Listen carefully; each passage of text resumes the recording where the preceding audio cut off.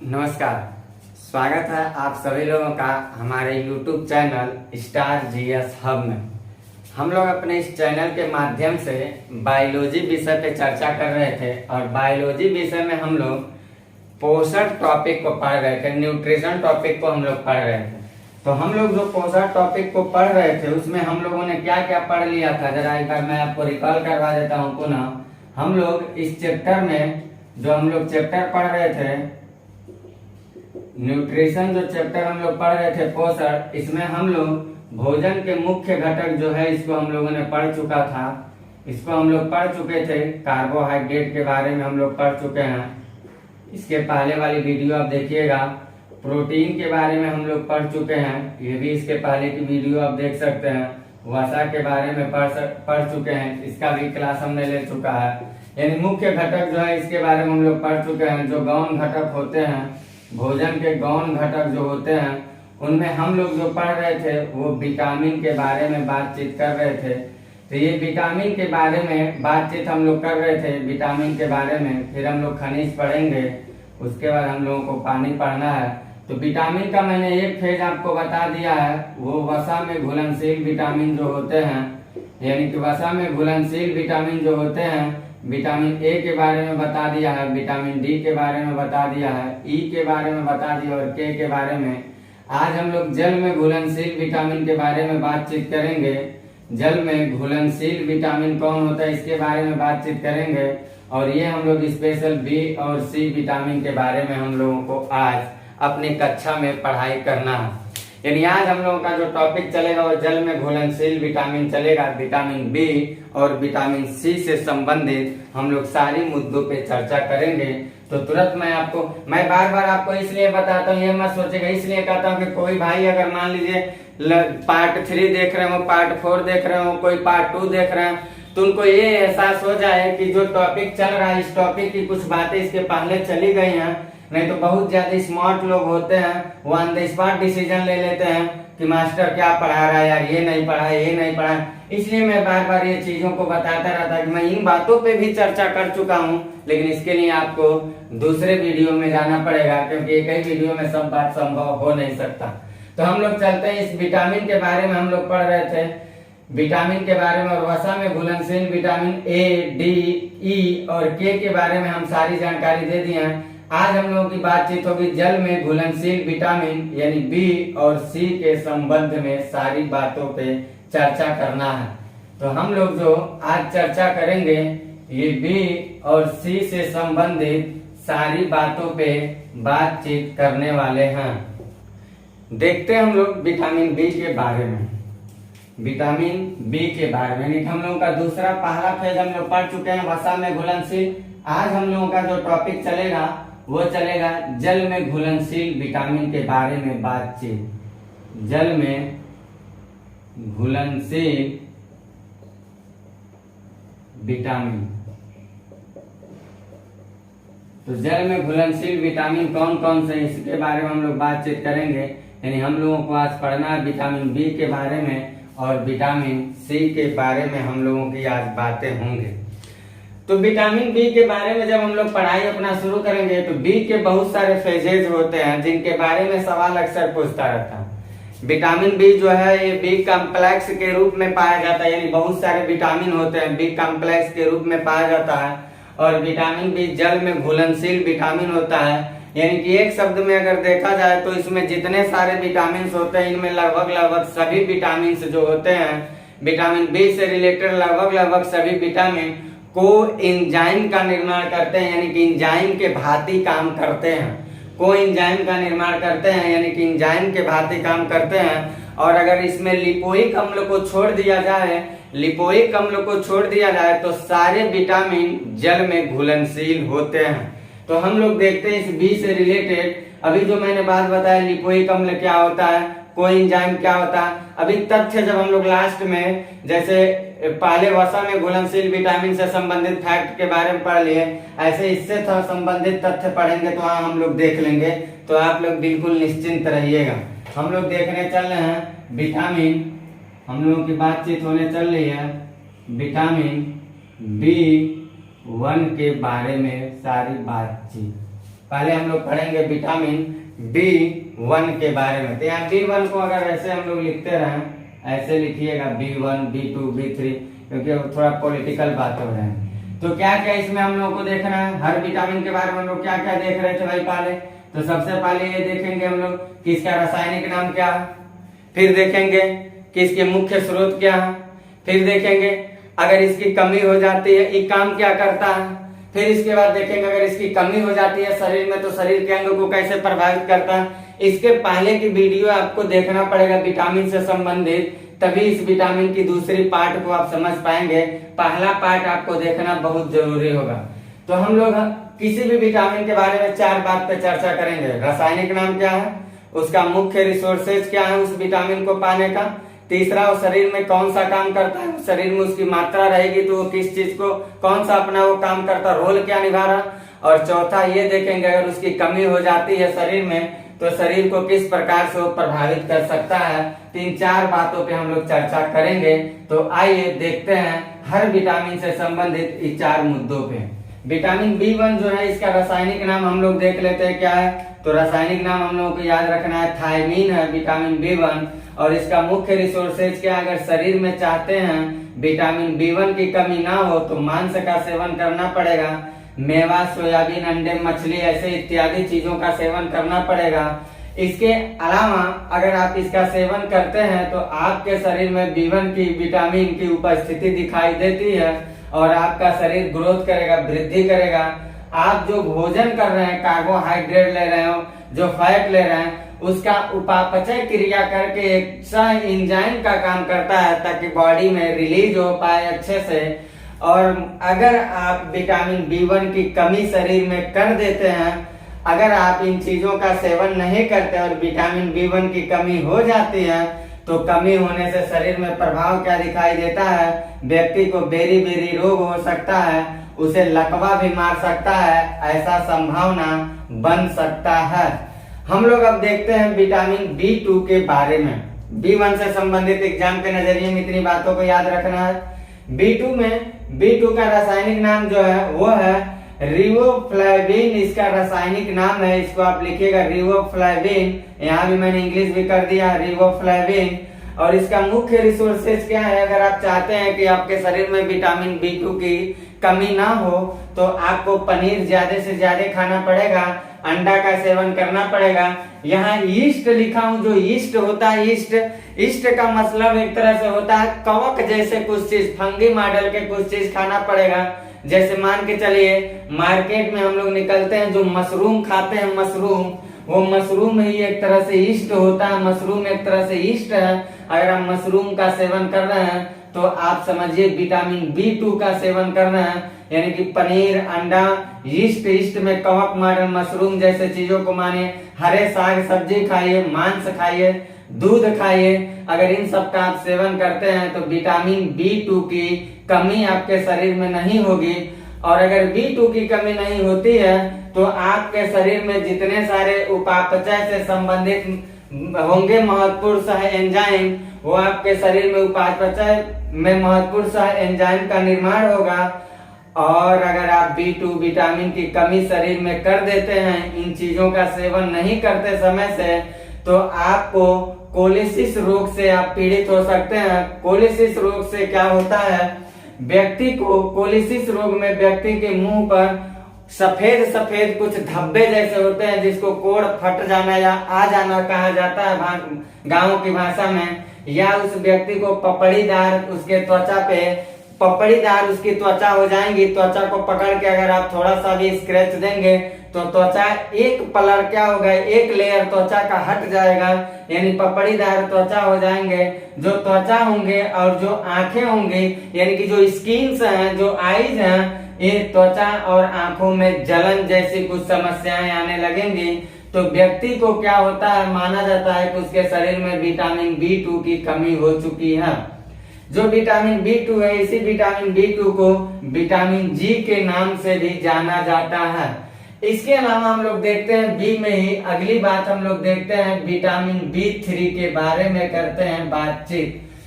जो vitamin B3 होता है, इसका रासायनिक नाम जो होता है वो निकोटिनिक अम्ल होता है। यहाँ मैंने लिखा भी है निकोटिनिक अम्ल। और इसका जो सोर्सेज होता है विटामिन B3 की शरीर में कमी ना हो, इसके लिए व्यक्ति को क्या करना पड़ेगा, ज्यादा से ज्यादा ईस्ट का सेवन करना पड़ेगा। ईस्ट का मतलब मैंने अभी आपको बताया कि ये फंगी जैसे कुछ चीज होते हैं, कवक जैसे, जैसे मशरूम होता है, ईस्ट का ही, ईस्ट से ही रिलेटेड है। तो अब ईस्ट का सेवन करिए, मांस का सेवन करिए, लीवर खाइए, लीवर यकृत का सेवन करिए, मछली खाइए, अंडा खाइए, मटर खाइए। अगर इन चीजों का आप सेवन करते हैं यानी आपके शरीर में विटामिन B3 की मौजूदगी होगी। और अगर आपकी शरीर में विटामिन B3 की मौजूदगी होती है तो निसंदेह विटामिन B3 आपके बॉडी को ग्रोथ कराएगा, आपकी शरीर वृद्धि करेगी। आपका जो नर्वस सिस्टम होता है, तंत्रिका तंत्र होता है, वो नर्वस सिस्टम एक्टिव रहेगा। तो तंत्रिका तंत्र को एक्टिव बना के रखता है। जो अमाशय होते हैं और जो हमारे आंत होते हैं, आंत, इन अमाशय, स्टमक और आंतों को सक्रिय बना के रखता है विटामिन B3। इसलिए व्यक्ति को ऐसे तमाम सारे लाभदायक काम को करता है विटामिन B3। इसलिए विटामिन B3 का सेवन करना आवश्यक होता है। अगर मान लीजिए विटामिन B3 की कमी शरीर में हो जाती है तो विटामिन B3 के कमी से क्या होगा, व्यक्ति को पोलाग्रा रोग हो सकता है, व्यक्ति पागलपन का शिकारी हो सकता है, या व्यक्ति को अतिसार नामक रोग हो सकता है। तो ये क्या होते हैं, इन रोगों को जरा हम लोग देखते हैं। जो पोलाग्रा रोग मैंने लिखा है, ये जीभ और त्वचा पे कुछ पपड़ी पपड़ी जैसे आ जाते हैं चीजें, जो जीभ होती हैं और जो त्वचा होती है, दाने दाने जैसे निकलने लगते हैं जीभ पे और स्किन पे निकलने लगेंगे, पपड़ी जैसे बन जाएंगे, यानी कि उसके शरीर में विटामिन B3 की कमी हो चुकी है। इसके अलावा जो उसका तंत्रिका तंत्र होता है वो कमजोर पड़ जाता है। तंत्रिका तंत्र अगर कमजोर पड़ जाएगा तो व्यक्ति पागलपन का शिकारी हो सकता है, क्योंकि तंत्रिका तंत्र को सक्रिय बना के विटामिन B3 रखता है। तो उसकी कमी अगर होती है तो व्यक्ति की तंत्रिका तंत्र डिस्टर्ब हो सकती है, और अगर नर्वस सिस्टम डिस्टर्ब हो जाती है तो व्यक्ति पागलपन का शिकारी हो सकता है। इसके अलावा व्यक्ति को अतिसार नामक रोग भी हो सकता है विटामिन B3 की कमी से। और जो अतिसार रोग होता है, इस अतिसार रोग में व्यक्ति अगर कुछ भी खाता है, समय से उसका खाना नहीं पच पाता है, भोजन को अच्छे से वो डाइजेस्ट नहीं कर पा रहा है, उसकी पाचन शक्ति कमजोर है, बार बार वो पाचन क्रिया से लेके अपने पेट से लेकर अगर समस्या में पीड़ित है, इसका मतलब उस आदमी के अंदर विटामिन B3 की कमी दिखाई दे रही है। ऐसे व्यक्ति को विटामिन B3 का सेवन करना अति आवश्यक होगा, नहीं तो ये शरीर की क्रियाशीलता को डिस्टर्ब कर देगा धीरे धीरे, और व्यक्ति के अंदर तमाम तरह के अन्य रोग जन्म ले सकते हैं। इसके अलावा विटामिन B के एक अतिरिक्त भाग आता है विटामिन B5, जिसका रासायनिक नाम होता है पेंटोथेनिक अम्ल होता है, पेंटोथेनिक एसिड होता है। इस विटामिन B5 को शरीर में उपस्थित अगर मौजूदगी देना है तो व्यक्ति को क्या करना पड़ेगा, ईस्ट का सेवन करना पड़ेगा, मशरूम जैसे चीजों को ज्यादा से ज्यादा खाना पड़ेगा, या मांस का सेवन करना पड़ेगा, जिगर का सेवन करना पड़ेगा, गुर्दा खाना पड़ेगा, टमाटर, दूध ऐसे इत्यादि चीजों का अगर वो सेवन करता है तो उस शरीर में उसके विटामिन B5 की मौजूदगी रहती है, और B5 की मौजूदगी उसकी बॉडी की मेटाबॉलिज्म में महत्वपूर्ण एंजाइम का काम करता है। यानी कि व्यक्ति जो होगा वो व्यक्ति की वृद्धि होगी, उसके अंदर किसी भी तरह के स्किन पे, बाल पे ऐसी समस्याएं नहीं आएंगी। और मान के चलिए अगर वो व्यक्ति इन चीजों का सेवन नहीं समय से कर पाता या नहीं करता, या इन चीजों के अलावा भी बहुत सारे जगहों पे विटामिन B5 मिलते हैं, अगर उसके शरीर में विटामिन B5 की कमी होती है तो निसंदेह उस व्यक्ति को चर्म रोग होने की संभावना हो सकती है कि वो व्यक्ति को चर्म रोग हो जाए। संभवतः ऐसा हो सकता है, जरूरी नहीं है कि विटामिन की कमी शरीर में रोगों से पीड़ित कर दे, लेकिन ये आवश्यक है कि अगर विटामिन की कमी होती है तो शरीर को दुष्प्रभावित जरूर करते हैं। तो विटामिन B5 की कमी हमको क्या कर रही है, चर्म रोग की समस्या उत्पन्न कर सकती है, या व्यक्ति बौनापन का शिकारी हो सकता है, बहुत ज्यादा उसका शरीर ग्रोथ नहीं कर सकता है, या उसके बाल बहुत जल्दी पकना शुरू कर देंगे, या वो कोई भी काम थोड़ा सा करेगा उसके शरीर में बार बार थकावट जैसा महसूस होगा, या कहीं भी 2-4 मिनट के लिए अगर बैठता है तो उसके हाथ पैर में झंझनाहट और सुन्नता जैसी कुछ स्थिति आने लगती है, या वो व्यक्ति जन्म क्षमता को कम रखता है, यानी कि उसके अंदर सेक्सुअल पावर बहुत कम हो चुके हैं, या वो उसके अंदर जन्म क्षमता कम हो चुका है। इसका मतलब ये है कि उस व्यक्ति के अंदर विटामिन B5 की कमी देखी जाती है। लेकिन ऐसा नहीं है कि ये सारी चीजें केवल विटामिन की कमी से होती हैं। इन चीजों के लक्षण में विटामिन के अलावा भी बहुत सारे चीजें होते हैं।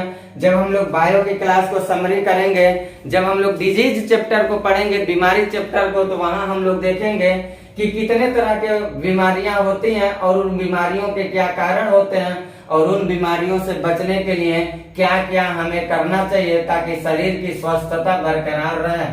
हम लोग अपने इस विटामिन बी में अगली बात पे चर्चा करते हैं। विटामिन B1 हमने देख लिया, विटामिन B2 को देख लिया, B2 को विटामिन जी के नाम से जाना जाता है। विटामिन B3 के बारे में देख लिया, विटामिन B5 के बारे में देख लिया। इसके आगे हम लोग विटामिन B6 के बारे में करते हैं आगे बातचीत कि क्या है विटामिन B6। तो इतनी बातों को आप स्क्रीनशॉट ले लीजिए, बाकी हम लोग अगली क्लास में देखते हैं। बाकी हम लोग इसके बाद देखते हैं विटामिन B6 के बारे में। इसको मैं इरेज करता हूं। अब हम लोग देखते हैं विटामिन B6 से रिलेटेड। तो विटामिन B6 का रासायनिक नाम आप लोगों को एग्जाम के नजरिए से याद रखना है। क्या है विटामिन B6 का रासायनिक नाम? तो आपको याद रखना है पायरिडॉक्सिन है। पायरिडॉक्सिन याद रखिएगा। रिसोर्सेज क्या है विटामिन B6 का? तो दूध है, अंडा, मांस, मछली, सब्जी, लीवर, इसका सेवन करिए। ये सेवन करने से विटामिन B6 का शरीर में उपलब्धता रहेगा। अगर विटामिन B6 की शरीर में उपलब्धता है तो ये काम क्या करेगा, जो भी हमारे अमीनो अम्ल हैं उस अमीनो अम्ल के उपापचय में एक सह एंजाइम का वो काम करने का काम करेगा। जो अमीनो अम्ल होता है ये क्या है, यानी कि जो हम प्रोटीन खा रहे हैं, प्रोटीन उसका सूक्ष्मतम अणु जो है, मूलभूत अणु जो है, वही अमीनो अम्ल के उपापचय में सह एंजाइम का काम करता है। अगर इसकी कमी होती है विटामिन B6 की तो रक्त क्षीणता, चर्म रोग, कह, पथरी, पेशी ऐंठन, ऐसे तमाम रोगों से आप पीड़ित हो सकते हैं। तो रोग प्लस रासायनिक नाम तो सबका आपको याद रखना ही रखना है। B7 का रासायनिक नाम आपको बायोटीन याद रखना है। मांस, गेहूं, अंडा, मूंगफली, सब्जी, फल अनेक इत्यादि जगहों से इसका सेवन करने से विटामिन B7 की प्रचुरता पाई जाती है। और ये काम क्या करता है, जो ग्लाइकोजन है, ग्लूकोज से ग्लाइकोजन है, जो एंजाइम करते हैं काम ग्लाइकोजन में बदलने का, वसीय अम्ल जो है वसा का सबसे छोटी मूलभूत अणु, अमीनो अम्ल जो प्रोटीन का मूलभूत अणु है, यानी कि कार्बोहाइड्रेट, प्रोटीन, कार्बोहाइड्रेट, वसा और प्रोटीन सहित कई ऐसे अन्य पदार्थ मिलेंगे। उन समस्त पदार्थों का संश्लेषण करने का ये काम करता है, यानी कि ऐसे तत्वों को बनाने में जिम्मेदार होता है। कमी से प्रभाव क्या देखेंगे, त्वचा रोग पीड़ित हो सकता है, बाल झड़ने लग सकता है, कमजोरी हो सकती है।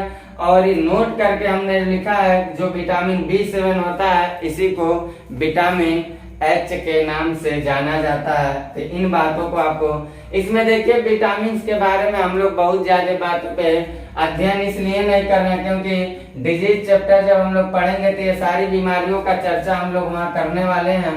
तो यहाँ आपको मुख्य रूप से टारगेट किसी भी विटामिन के बारे में 2 ही चीज पे करिएगा, एक उसका रासायनिक नाम क्या है और एक टारगेट करिएगा उसके कमी से कौन सा रोग उत्पन्न हो रहा है। ये 2 चीज को टारगेट जरूर करिएगा, चाहे जो भी विटामिन पढ़िए, ए पढ़िए, बी पढ़िए, सी पढ़िए, डी कोई भी पढ़िए, इसमें 2 आपको टारगेटेड करना। विटामिन B12 के बारे में देखते हैं हम लोग, लेकिन विटामिन B6 देख लिया हम लोगों ने, B7 हो गए। B9 के बारे में देख लेते हैं। B9 यहाँ लिखा, B12 यहाँ लिखा, तो यहाँ B12 लास्ट रहेगा, ये लास्ट रहेगा। B से संबंधित सारी बातचीत यहीं कंप्लीट हो जाएगी। फिर हम लोग पढ़ेंगे विटामिन C के बारे में। तो B9 से रिलेटेड क्या है, फोलिक अम्ल, इसका फोलिक अम्ल समूह इसका रासायनिक नाम है, इसको आपको याद रखना है परीक्षा के संदर्भ में। मुख्य रिसोर्सेज क्या, हरी पत्ती, यकृत, सोयाबीन और ईस्ट का सेवन करिए, ये इसके मुख्य रिसोर्सेज हैं। और ये शरीर को ग्रोथ कराने में, जो रुधिराणु होते हैं, रुधिर के अणु जो होते हैं उनके निर्माण करने में, एक तरह से कह लीजिए DNA को बनाने में ये काम करता है। अगर विटामिन B9 का मात्रा है शरीर में तो। और अगर उसकी कमी होती है तो आपको एनीमिया की रोग हो सकती है, रक्त क्षीणता हो सकती है, बॉडी ग्रोथ नहीं कर सकती, ऐसे तमाम सारे बीमारियों से आप पीड़ित हो सकते हैं। अगला हम लोग देखते हैं विटामिन B12 से रिलेटेड बातों को। तो इसका रासायनिक नाम क्या है, तो हम लोगों को याद रखना है यहाँ मैंने जो लिखा है, यहाँ झ जैसे लिख रहा है तो यहाँ नो है, यहाँ पे याद रखिएगा साइनो यहाँ है साइनो, तो आपको याद रखना है साइनोकोबाल्मिन इसका रासायनिक नाम है, इसको याद रखिएगा। मुख्य रिसोर्सेज मांस, मछली, अंडा, दूध ऐसे तमाम सेवन करेंगे तो विटामिन B12 की मात्रा आपके शरीर में रहती है। कार्य क्या करता है, ये भी वृद्धि करेगा, रुधिर के अणुओं का निर्माण करता है और न्यूक्लिक अम्ल का संश्लेषण करता है। यहाँ जो मैं न्यूक्लिक अम्ल का संश्लेषण करता है लिखा हूँ, इसका मतलब ये हुआ कि ये DNA प्लस RNA को बनाने का काम कर रहा है, DNA प्लस RNA को बनाने का काम कर रहा है B12। कमी अगर इसकी होती है तो इसके कमी से क्या होता है, जो हमारा नर्वस सिस्टम है डिस्टर्ब हो सकता है और रक्त क्षीणता हो सकती है, ऐसे तमाम सारे रोगों से व्यक्ति पीड़ित हो सकता है। ये बातचीत मैंने जो किया आपसे अभी तक, ये टोटल विटामिन B से रिलेटेड सारे मुद्दों पे बातचीत किया हम लोगों ने। इसमें दो विटामिन में हर कोई भी विटामिन पढ़िए, दो चीजों पे टारगेट करिएगा, एक उसका रासायनिक नाम क्या है और उसके कमी से कौन सा रोग हो रहा है। ये बात तो आपको याद रखना है, जो एग्जामिनर बार बार इन सवालों को पूछता रहता है।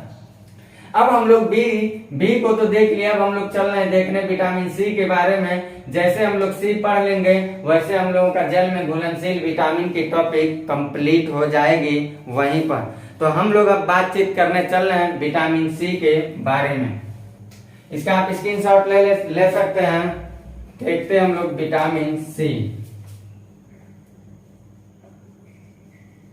विटामिन C के संदर्भ में करते हैं बातचीत। तो क्या क्या हम लोगों को देखना है, सबसे पहले तो ये देखना इसका रासायनिक नाम क्या है, इसका रासायनिक नाम क्या है। फिर देखना इसका मुख्य रिसोर्सेज क्या है, मुख्य स्रोत क्या है, कहाँ से ये मिलेगा। फिर इसके बाद हम लोगों को देखना है ये शरीर में हमारे किस तरह का काम करता है। और इसके बाद हम लोगों को देखना अगर इसकी कमी हो जाती है तो इसके कमी से शरीर पे क्या प्रभाव पड़ सकता है। इतनी बातों को हम लोग विटामिन C से संबंधित जानना है। तो विटामिन C का जो रासायनिक नाम है वो है स्कार्बिक अम्ल। विटामिन C का जो रासायनिक नाम है वो हम लोग लिखेंगे यहाँ पे स्कार्बिक अम्ल।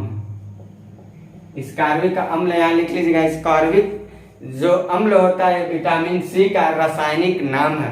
तो सारे विटामिन का रासायनिक नाम कभी कभी चार्ट में करके दे देता है। इसको हम लोग अगर C को पूरा करते हैं तो जनरली विटामिन C को पूरा करने के लिए हम लोगों को ज्यादातर खट्टे चीजों पे ज्यादातर क्या करना पड़ेगा, हम लोगों को खट्टे चीजों का ज्यादा सेवन करना पड़ेगा। और विटामिन C शरीर में होना बहुत जरूरी भी है, क्योंकि आप लोगों ने अभी देखा देश जब कोविड महामारी से गुजर रहा था तो सरकार भी विटामिन C जैसे चीजों को बार बार सेवन करने की सलाह देते थे। वो क्यों देते थे सलाह कि विटामिन C जो होता है ये हम लोगों के शरीर में प्रतिरक्षा प्रणाली को बनाए रखने का काम करता है। इसीलिए सरकार वायरस से निपटने के लिए, प्रतिरक्षा प्रणाली को मजबूत करने के लिए हम लोगों को विटामिन C जैसे चीजों का सेवन करने की बार बार सलाह देते थे।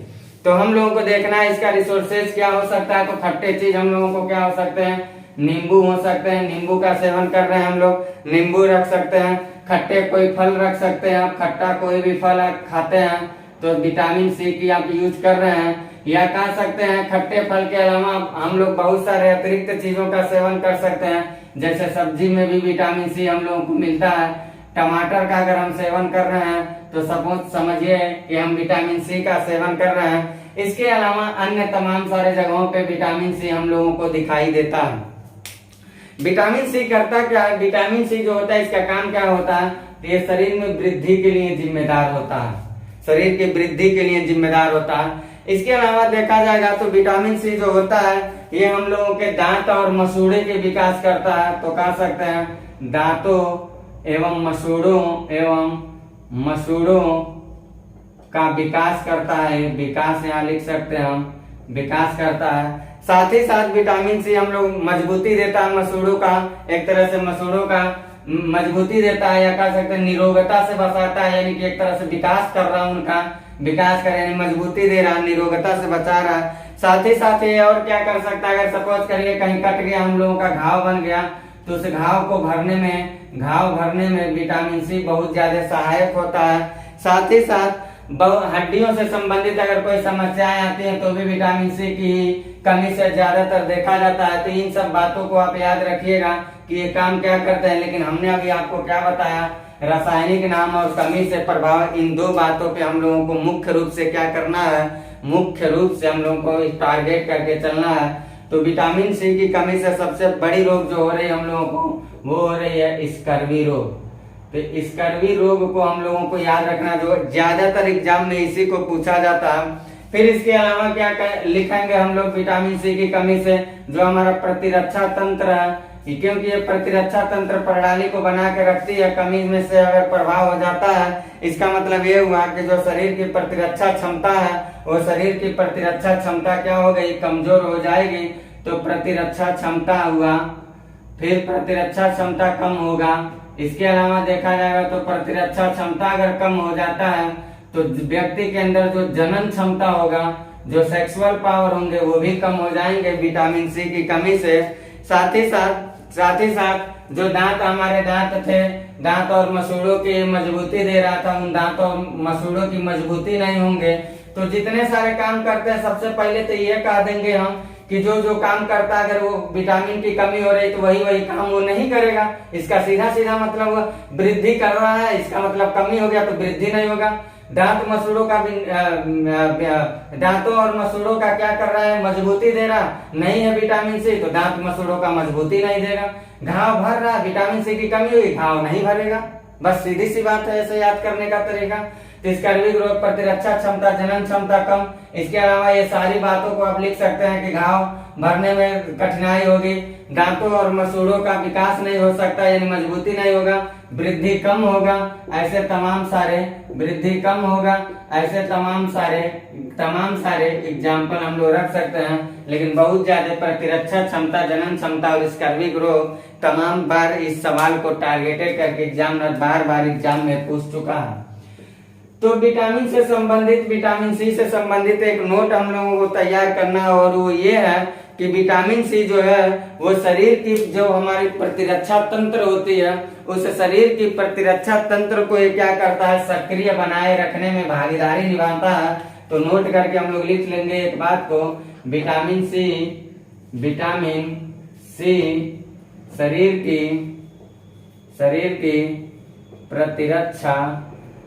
प्रतिरक्षा तंत्र को, तो विटामिन सी शरीर की प्रतिरक्षा तंत्र प्रणाली को सक्रिय बनाए रखता है, प्रणाली को एक्टिव रखता है। तो यहाँ हम लिख लेंगे एक्टिव रखता है।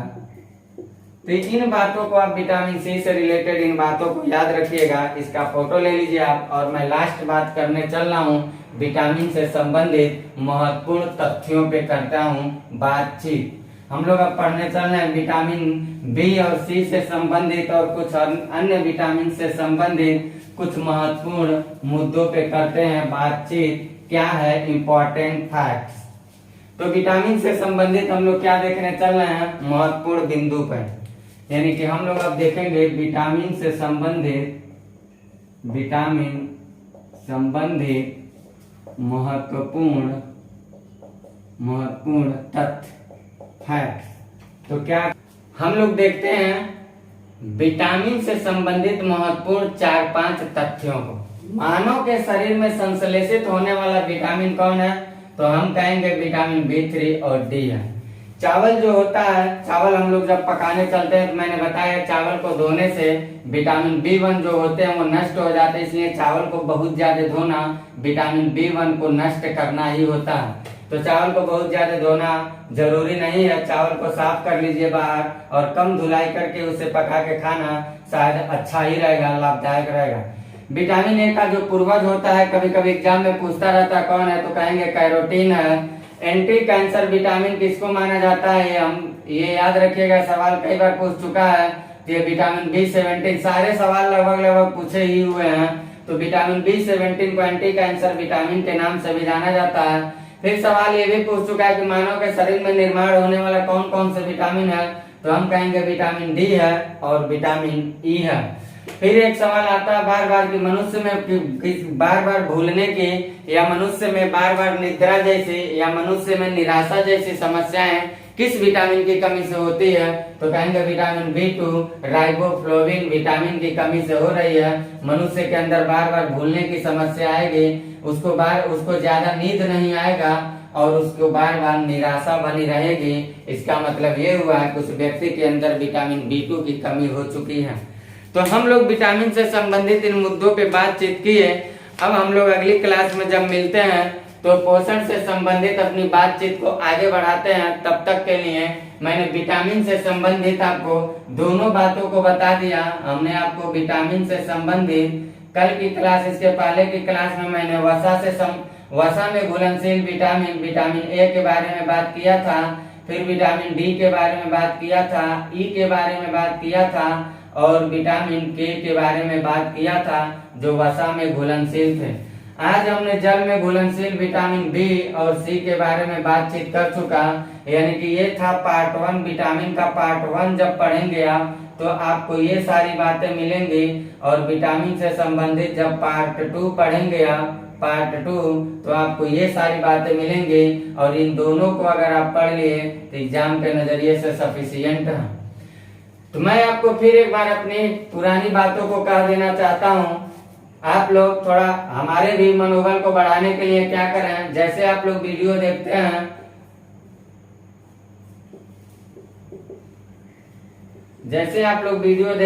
तो जो वीडियो देख रहे हैं रेड कलर में आप लोगों के दाएं साइड में सब्सक्राइब लिखा हुआ मिलेगा। हमारी मनोबल को बढ़ाने के लिए चाहते हैं कि हम और हर्ष उत्साह के साथ अपने काम को करता रहूं, आपके लिए कुछ अच्छा करता रहूं। तो आप इस बटन को सब्सक्राइब जो है दिखता है आपको रेड कलर में, उसको प्रेस करिए और उसके बगल में आप जब प्रेस करेंगे तो उसके बगल में कुछ ऐसे घंटी जैसा संरचना बना हुआ मिलेगा। इस घंटी जैसे संरचना को आप तुरंत प्रेस करिए और जैसे घंटी को प्रेस करेंगे तो आपके सामने 3 ऑप्शन खुल के आएगा।